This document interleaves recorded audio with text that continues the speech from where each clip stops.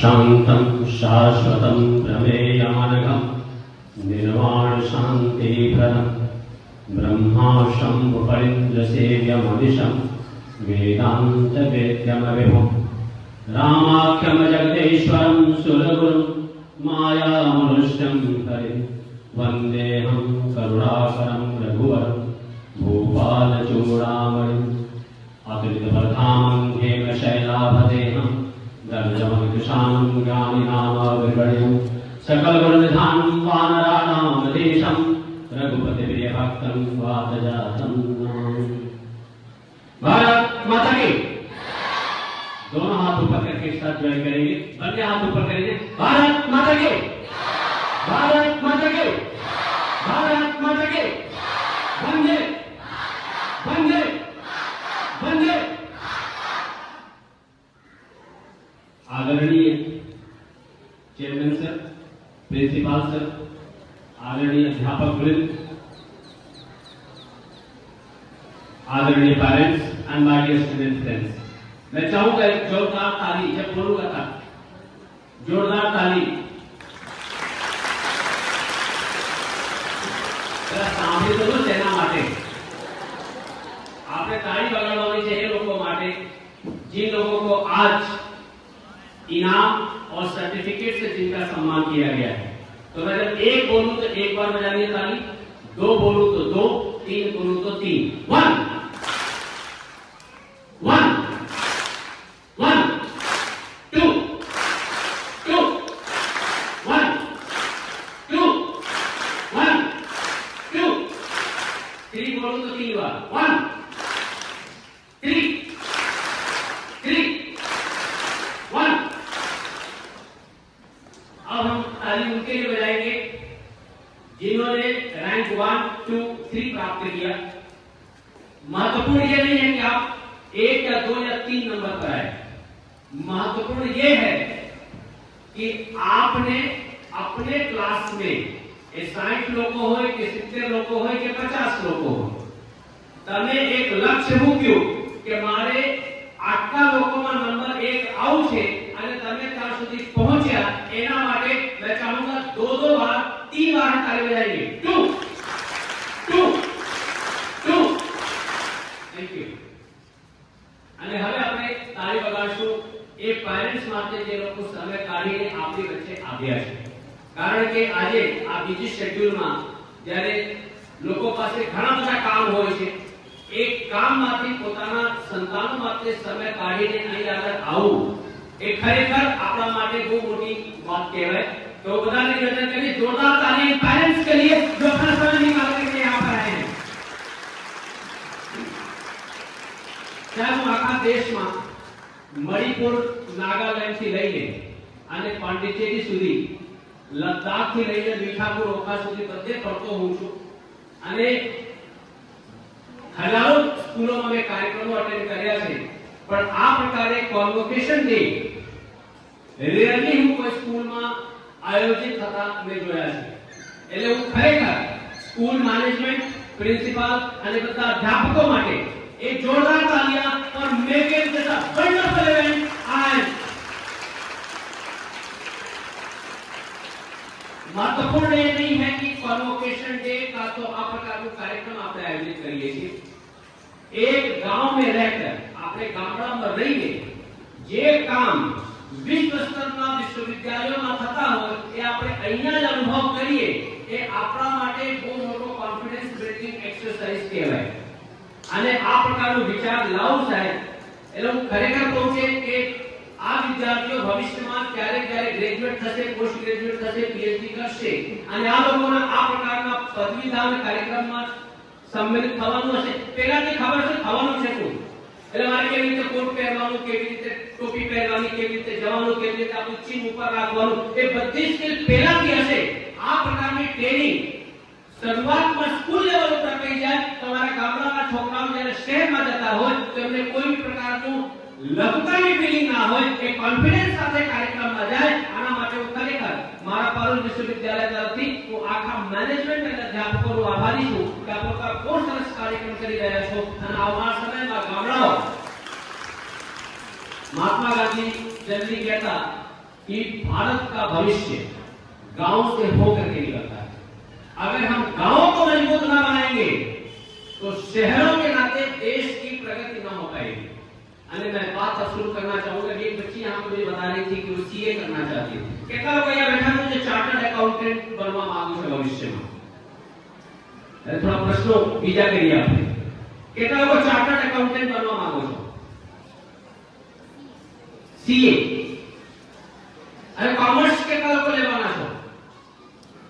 Commerce okay.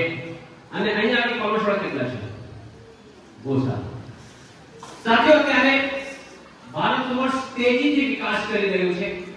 તમને જાણીને પ્રસન્નતા થશે કે અત્યારે ભારત દુનિયામાં બીજા નંબર ઉપર સૌથી વધારે હાઈવે નેટવર્ક બનાવીને આપણે અમેરિકા પછી બીજો રાષ્ટ્ર છે। दुनिया में दूसरे नंबर का देश है जहां पे सबसे ज्यादा नेशनल हाईवे है, सबसे लंबा नेशनल हाईवे है। એટલે આપણે અત્યારે ट्रांसपोर्टेशन ના ફિલ્ડમાં દુનિયામાં સૌથી સારામાં સારા દેશ કહી શકીએ अमेरिका के बाद। अमेरिका के बाद हम दूसरे नंबर के देश हैं। कितने लोग अच्छा लगा जान करके कि આપણે બીજા નંબર ઉપર અત્યારે સૌથી સારામાં સારું હાઈવે રોડ નેટવર્કમાં વિશ્વમાં છીએ। કેટલા લોકોને પ્રશ્નતા થઈ જાણીને? तो जोरदार तालियां पर Nitin Gadkari for Nitin Gadkari the man who led this entire mission and made India one of the finest highway network nation। अबे प्रिंसिपल साहब मुझे बता रहे थे कि घણા બધા છોકરા એવા બેઠા છે અહીંયા આગળ જેમને ભવિષ્યમાં નોકરીઓ આપવી છે એટલે બિઝનેસ કરવું છે, એન્ટરપ્રેન્યોર બનવું છે। અત્યારે તમે કહું ચાઇનામાં સાહેબ કોઈ વસ્તુ તમારે એક જગ્યાથી બીજી જગ્યા લઈ જવું હોય તો એની કોસ્ટ પડે 40 પૈસા પર કિલોમીટર। એટલે ધારો કે આ ખુરશી મારે અહીંથી ભાદરોડ સુધી લઈ જવું હોય તો 40 પૈસા पर किलोमीटर ના હિસાબે એનો ચાર્જ પડે। અને ભારત में एक ट्रांसपोर्टेशन कॉस्ट 7 रुपया पर किलोमीटर થઈ જાય એટલે 14 ગણા વધારે। એટલે જે વસ્તુ તમારો 40 પૈસામાં મળવું જોઈએ એ ભારતમાં 7 રૂપિયામાં થઈ જાય એટલે 14 ગણો એનો કોસ્ટ વધી જાય। એટલે ટ્રાન્સપોર્ટેશન આ ભારતની સૌથી મોટી જરૂરિયાત હતી।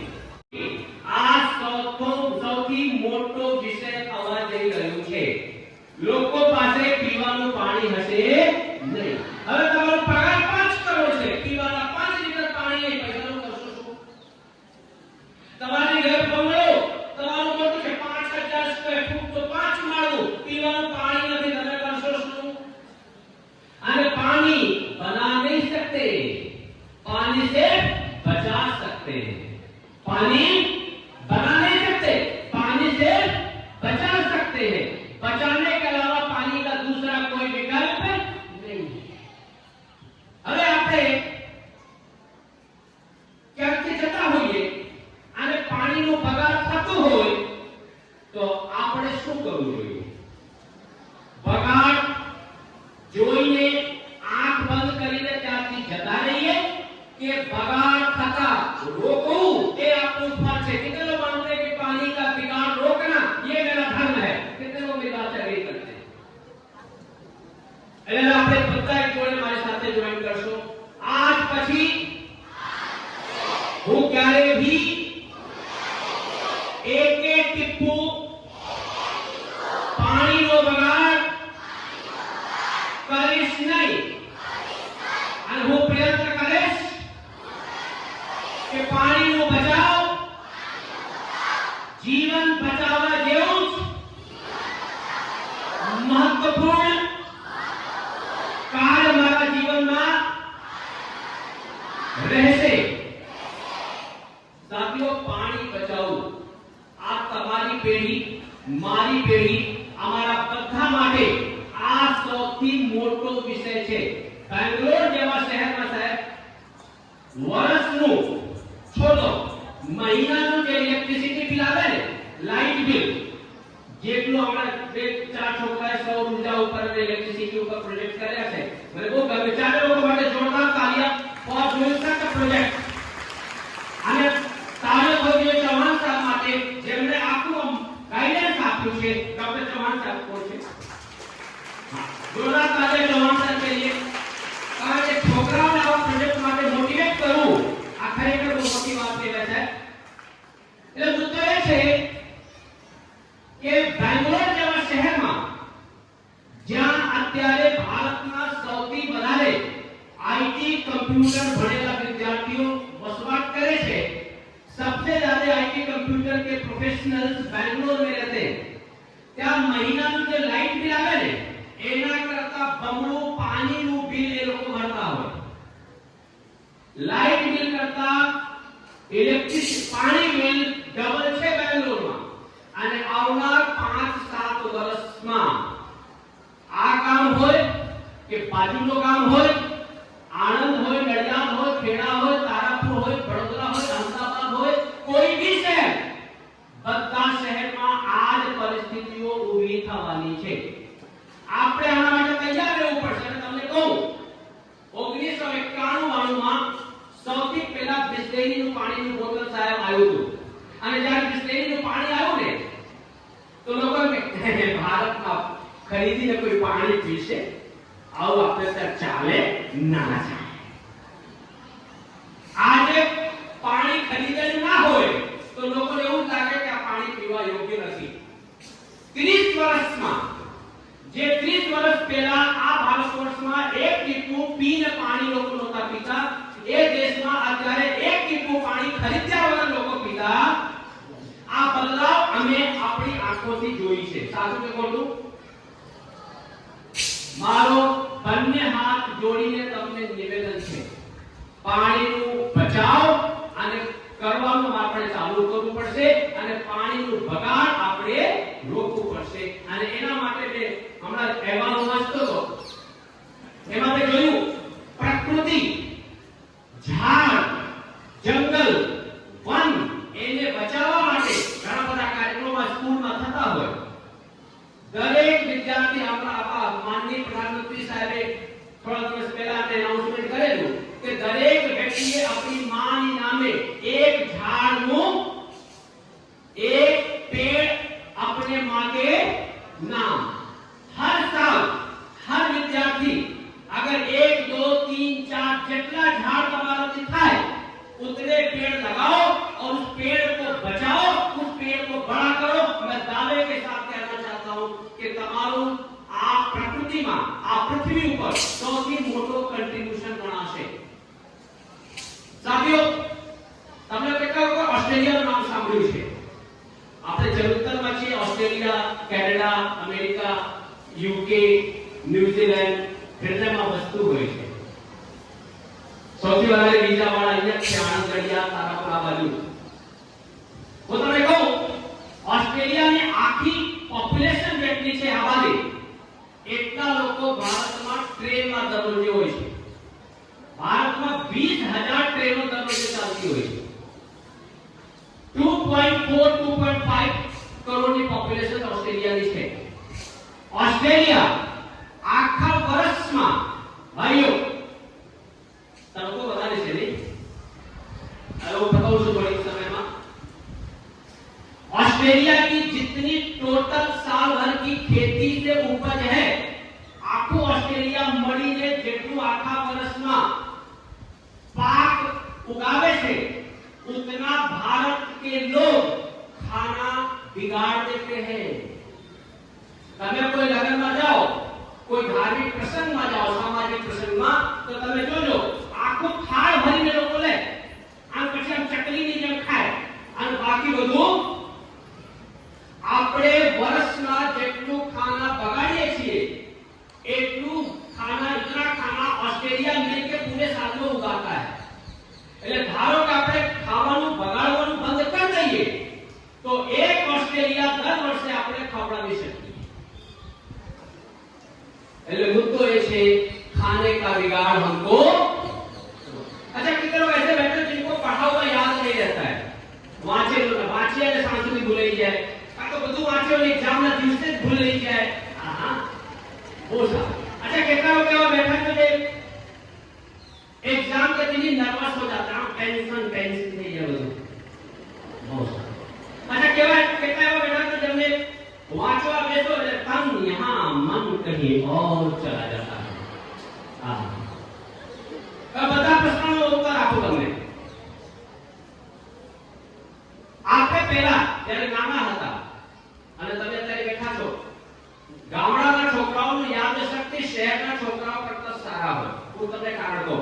એટલે જ તમે કોઈ બી યુનિવર્સિટીમાં જાઓ, મારી પાલુ યુનિવર્સિટીમાં આવો કે તો એસપી યુનિવર્સિટીમાં જાઓ કે કોઈ બી બીજી યુનિવર્સિટીમાં જાઓ, ટોપર્સ મેક્સિમમ ગામડાના છોકરાઓ છે. કારણ તમે કહો કેટલા કોઈ આવ્યા બેઠા છો જે ઘરે નીચે બેસીને જમો છો? બધા આપણું જે શરીર છે ને એમાં લોહી સૌથી વધારે પગમાં અને અહીં આગળ હોય. ક્યાં આગળ? પગમાં અને લોહીની સૌથી વધારે જરૂર ક્યાં પડે? मगजमा. क्या पड़े? એટલે खून की जरूरत किसको है? खोपड़ी को. और खून फंसा कहाँ पे? टांगों में. तो जब तक खून खोपड़ी में पहुंचेगा नहीं तब तक खोपड़ी को खाना मिलेगा नहीं, और खोपड़ी को खाना मिलेगा नहीं तो याद रहेगा क्लास में पढ़ाया हुआ समझ में आएगा. એટલે જો તમારે સમજવું હોય, યાદ શક્તિ મજબૂત કરવું હોય તો તમારે શું કરવું પડશે? પગનું મૂવમેન્ટ વધારવું પડશે. શું કરવું પડશે? એટલે શું कराए? जैसे अभी आप बैठे हो तो आपका ये वाला पोर्शन प्रेस हुआ दबा, એટલે બ્લડ ઉપર ગયું, એટલે તમને યાદ રહે. એટલે તમે ઓછામાં ઓછું દર દિવસે કિલોમીટર 2 કિલોમીટર ચાલવાનું રાખો. આપણે તો ગામડામાં છે ચાલતા જ હોઈએ જનરલી. જેટલું વધારે ચાલશો એટલું વધારે મગજ ચાલશે. जितना खेलोगे दिमाग उतना मजबूत बनेगा. એટલે આપણે રમત રમવાનું. પણ એક વાત કહો, કૂવામાં હોય તો કૂવામાં હશે તો શરીરમાં ખૂન હશે તો ઉપર જશે ને ભાઈ. અને ખૂન બને છે નાથી મેગી ખાવાથી. खून से नाती बने पाव भाजी खावाથી. खून से नाती बने मोमोज खावाથી. खून से नाती बने चाइनीज खावाથી. खून से नाती बने बर्फનો ગોળો ખાવાથી. શું खून से नाती बने પાસ્તા માં મળે. खून क्या મળે? સાહેબ જે બી ફાસ્ટ ફૂડ છે એમાં બ્લડ બહુ સારું બને. સાચું ખોટું? સાચું ખોટું? હવે જો એ ખોટું છે તો આપણે કહીએ છીએ શેના માટે? लोही बनने से नाती हरी सब्जी खाने से, फल खाने से, अच्छे बड़े दाने वाले अनाज खाने से, आप ऐसी चीज खाओ जिससे खून बने.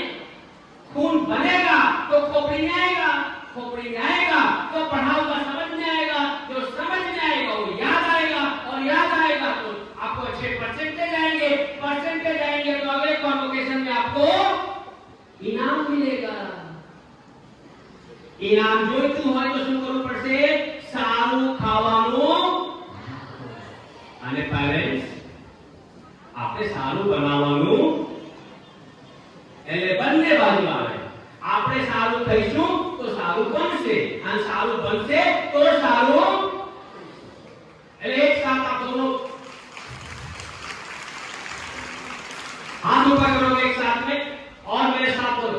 आज પછી હું સારામાં સારું ભોજન કરીશ. દર દિવસે લીલા શાક, કઠોળ, દાળ આ પ્રકારના ભોજન નો સેવન હું કરીશ. હું સ્પોર્ટ્સ રમત-ગમત હું ભાગ લઈશ. હવે છેલ્લો મુદ્દો, કેટલા લોકોને કરોડો રૂપિયા કમાવા છે? આ હે લાલચીઓ. હવે તમે કહો કેટલા લોકોને 22 ની ઉંમર સુધીમાં 10-20 કરોડ કમાવા છે? હા હું તમને રસ્તો કહું. હમણાં આપણે ઓલિમ્પિક્સ અને પેરા ઓલિમ્પિક્સ બે મોટા ટુર્નામેન્ટ રમાયા ફ્રાન્સમાં. બધાને ખબર છે ને? એમાં એક સિલ્વર આવ્યું ભાલાફેંકમાં, જેવેલિન થ્રોમાં, અને બાકી બ્રોન્ઝ. અને પેરાલિમ્પિક્સમાં આપણી પાસે 3 ગોલ્ડ અને બાકી મેડલ્સ આવ્યા છે. તમને ખબર છે ઓલિમ્પિક્સમાં એક ગોલ્ડ મેડલ લાવો ને તો તમને ખબર છે કેટલા પૈસા મળે? આખા વર્ષમાં ધારો કે તમે આજે ગોલ્ડ મેડલ લાવવા, આખા વર્ષમાં 10 થી 20 કરોડ રૂપિયા કમાવાનો મોકો મળે. હવે વાત કહો, દુનિયામાં કયો એવી જોબ કે નોકરી છે જે તમને એક વર્ષમાં 22 ના ઉંમર સુધી તમને 10 થી 20 કરોડ કમાવાનો મોકો આપે છે? કોઈ? આ તમને આપે. અને એક જ વખત નહીં, નીરજ ચોપડા ગયા ઓલિમ્પિક્સમાં ગોલ્ડ લઈ આવ્યા હતા, એટલે 4 વર્ષ પછી પાછું બીજા ઓલિમ્પિકમાં ગયા અને સિલ્વર લઈ આવ્યા. હવે ત્રીજી ઓલિમ્પિકમાં બી ક્વોલિફાય થશે તો જશે. એટલે એક વર્ષમાં 10 થી 20 તો ધારો કે એ ભાઈ 15 વર્ષ સુધી રમત રમે તો કેટલું કમાય? અને રિટાયરમેન્ટ ઉંમર શું થાય? 27 થી 28. એટલે લગ્નનું ઉંમર થતા રિટાયરમેન્ટ અને સાથે 50 થી 70 કરોડ રૂપિયા. જીવનમાં સ્થિરતા બધું મળી જાય. હવે બોલો આપણે સ્પોર્ટ્સમાં ભાગ લેવું જોઈએ કે ના લેવું જોઈએ? સ્પોર્ટ તમને ગવર્નમેન્ટ જોબ અપાવે, સ્પોર્ટ્સ તમને પૈસા અપાવે, સ્પોર્ટ્સ તમને સેલિબ્રિટી બનાવે, સ્પોર્ટ્સ તમારા ગામનું નામ ઉપર કરે, સ્પોર્ટ્સ તમારા રાજ્યનું નામ ઉપર કરે, સ્પોર્ટ્સ તમારા દેશનું નામ ઉપર કરે. સ્પોર્ટ્સ તમને દરેક રીતે એક આવનાર સમયમાં ભારતનો એક દર્દીપ્યમાન ચહેરો બનાવી આપે. એટલે મારું વ્યક્તિગત માનવું છે કે આપણે સ્પોર્ટ્સ વિશે બી વિચારવું જોઈએ.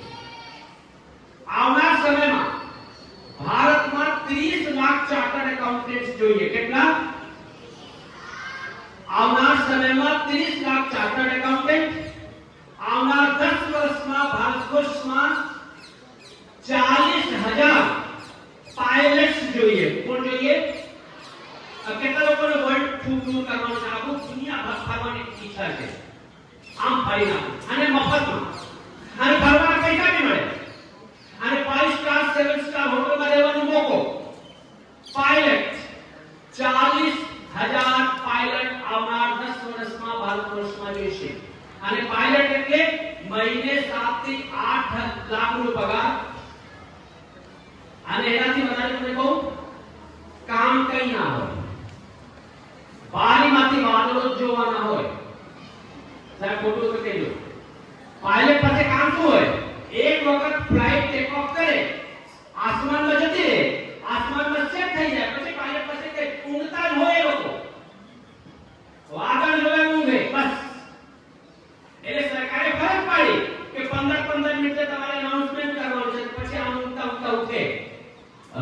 Outside temperature as minus 30 degrees Celsius and will reach in 1 hour, that's around 700 kilometers go beyond. અને પાછું ઊંઘી જાય. એટલે લોકો ફ્લાઇટમાં ચાલ્યા છે, બધાને ખબર હશે કે વચ્ચે વચ્ચે લોકો અનાઉન્સમેન્ટ કરે. એટલા માટે લોકો ફરજ પાડવામાં આવી છે કે ઊંઘી ના જાઓ, તમે બોલો.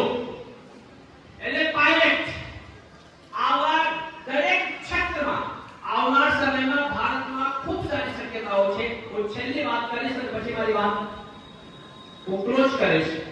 તમારે તે કેટલા લોકો એવા છો જે લોકોએ કોરોનાનું નામ નથી સાંભળ્યા? બધાએ સાંભળ્યું છે? કોરોનાથી મજબૂરી, 6 ફૂટ की दूरी, મોઢા ઉપર માસ્ક જરૂરી. યાદ આયા? આપણે બધા બચી ગયા. બચવાના નહોતા પણ બચી ગયા.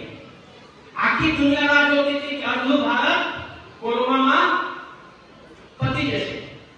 પણ આટલી બધી સમસ્યાઓ હોવા છતાંય આપણે કોરોના સામે લડ્યા અને આશરે 99% લોકો બચ્યા. ખબર છે તેના લીધે? સમયસર આપણી જોડે વેક્સિન બનીને આવી ગયું. વેક્સિન બનાવી કોણે? આપણા વૈજ્ઞાનિકોએ. કોણે? આપણા વૈજ્ઞાનિકોએ જે કામ 20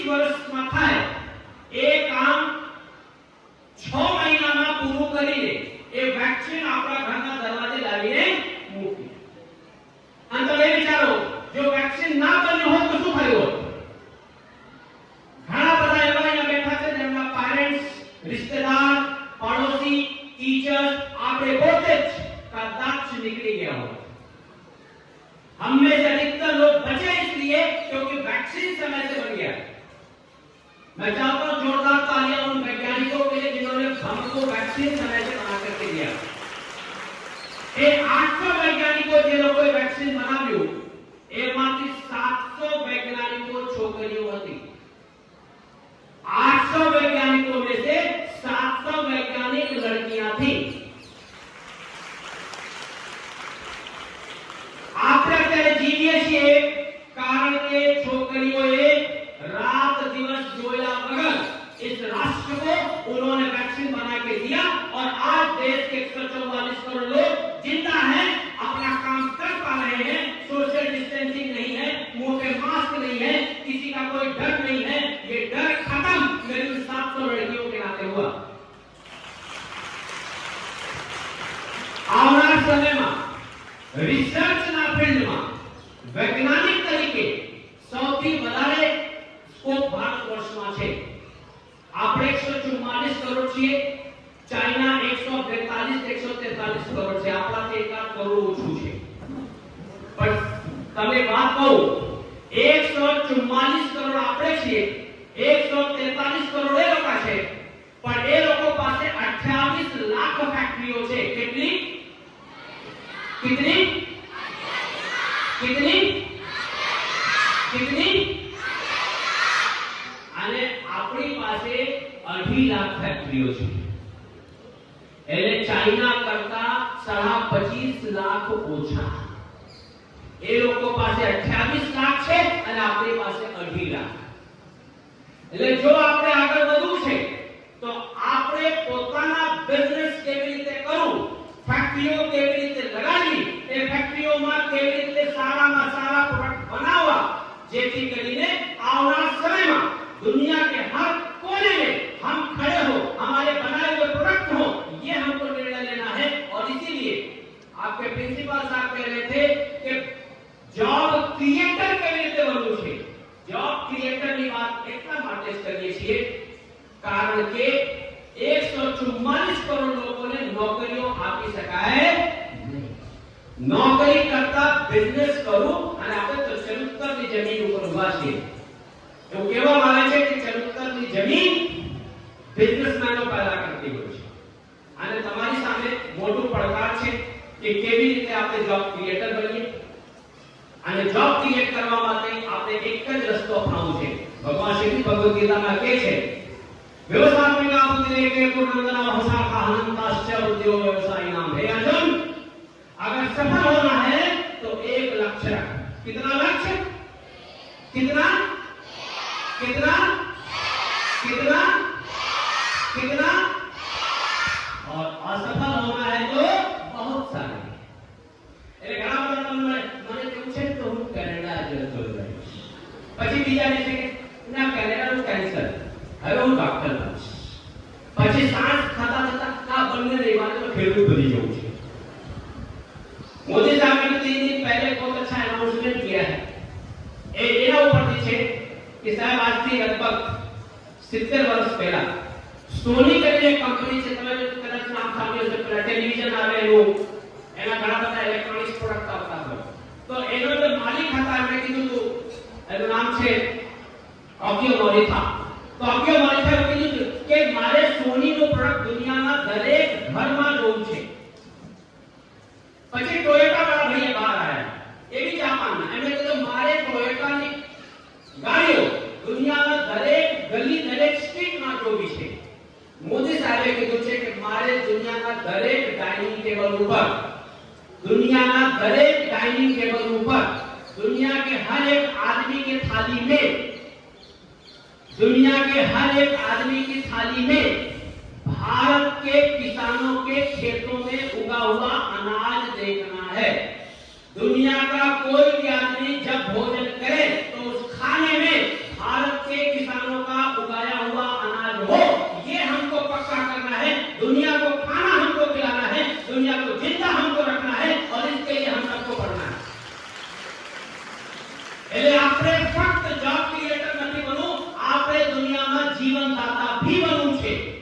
क्योंकि हम दुनिया के अकेले ऐसे समाज हैं जिन्होंने आज तक कभी भी किसी भी दुनिया के देश पर हमला करके खून नहीं बहाया। हम शांति चाहते हैं। लेकिन छेल्ली बात અને ખરેખર છેલ્લી વાત કરું છું, कोई भी समाज प्रगति करे, कोई भी पड़ोसी प्रगति करे, कोई भी व्यक्ति प्रगति करे तो जलन वाला माणसो, ईर्ष्या करनार माणसो, એમનું પ્રગતિ ના જોનાર માણસો भी તરત જ તૈયાર થઈ જતા હોય છે।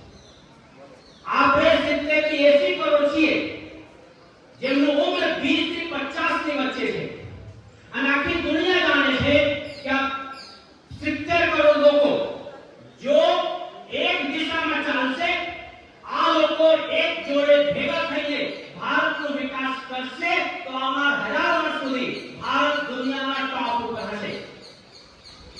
આપણને રોકવા માટે શું કરવું જોઈએ? આપણે ત્યાં બાંગ્લાદેશ જેવું થવાનું નથી, આપણે ત્યાં શ્રીલંકા જેવું થવાનું નથી, આપણે ત્યાં ઈરાન, પાકિસ્તાન, અફઘાનિસ્તાન જેવું થવાનું નથી। તો આપણે રોકીએ કેવી રીતે? और उसका रास्ता है આપણા યુવાનોને નશામાં કોઈ પણ રીતે અટવાઈ દેવાનું।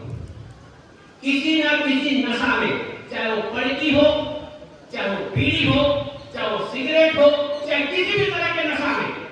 એટલે તમારે બધા મારી જોડે અત્યારે બંને હાથ ઉપર કરીને મને પ્રોમિસ આપવાનું છે અને એક જોડે પેરેન્ટ્સ બી બંને હાથ ઉપર કરીને મારી જોડે જોઈન કરશે। એક સાથે બધા મારી જોડે જોઈન કરશો અને મારી સાથે કહેજો, આજ પછી હું મારા પૂર્વજો, મારા બધા ઇષ્ટ દેવી દેવતા બધાને સાક્ષી માનીને